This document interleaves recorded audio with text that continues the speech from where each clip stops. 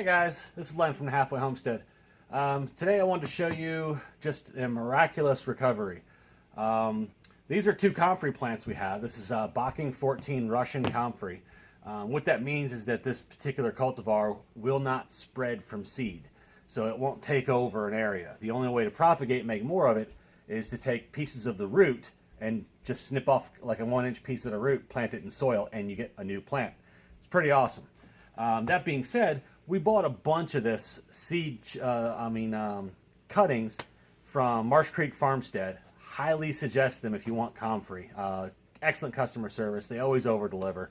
Can't speak, as better about them if I wanted to. We put them in plants last fall, or in potters last fall, because we were going to be redesigning our garden area, and we didn't really think about it, so it was kind of stupid. We had like 45 of these pots. And then we brought them inside, and we just had them under some shop lights, some standard fluorescent shop lights. And they did not do well at all, as you can probably imagine. They pretty much died. Of all of the 40-some, these are the only two that made it. But the thing is, they didn't look like this not even 10 days ago. 10 days ago, they were about that big coming out of the soil. And now they look like this. You know what the difference is? These lights. So we were trying to do some research onto how to better start our seeds for our garden and potentially do some microgreens and so forth, which we'll talk about in a later episode. And we came across these lights that were highly recommended by some people we trust. So these are the Agro Bright microgreens lights, basically. And so there's 8 bulbs in them. I don't know how well you can see that there. If I tilt it up just a little bit so you can see in there. And they basically give out the equivalent of daylight. We put all 40 of the pots underneath these things. These are the only 2 that came back.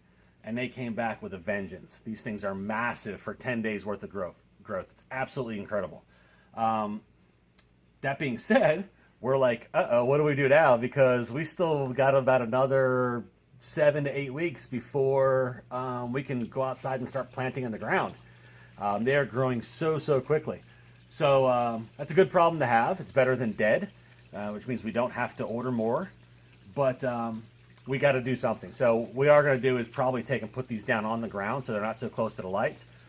We need the lights here because in about 3 weeks we'll start planting our spring garden, our summer garden, and we'll be doing it in seeds here, in seed pots and stuff here. So these guys will get some residual light. Hopefully they'll slow down a little bit. But I just want to show you the incredible growth potential for comfrey. Why do you want comfrey? The main reason, it's a nutrient, a dynamic accumulator. So what that means is that it puts down these massive root systems way down deep, and it pulls all those nutrients up, and it puts it into the leaves. And because it grows so quickly, you can chop it right off at the base a couple times a year, and drop it right wherever you want, nitrogen, and all your other minerals and so forth, and vitamins and minerals. You can just drop it right on the ground. It decomposes really fast, and you're putting all those nutrients that were 7, 8, 10 feet down on the ground right on top, and they slowly work their way back down as a decomp, feeding the roots to the things that you're trying to grow. So if you're doing it around your vegetables or your orchard, your fruit orchard, or anything like that. So we want comfrey everywhere. It also has lots of medicinal purposes. You can make salves for healing, speeding up the healing of cuts and abrasions.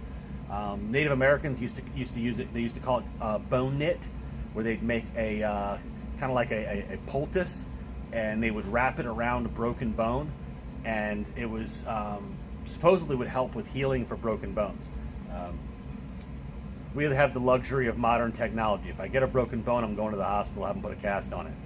But for scrapes and abrasions, we're absolutely going to use this year. It saves us from having to buy something like a Neosporin.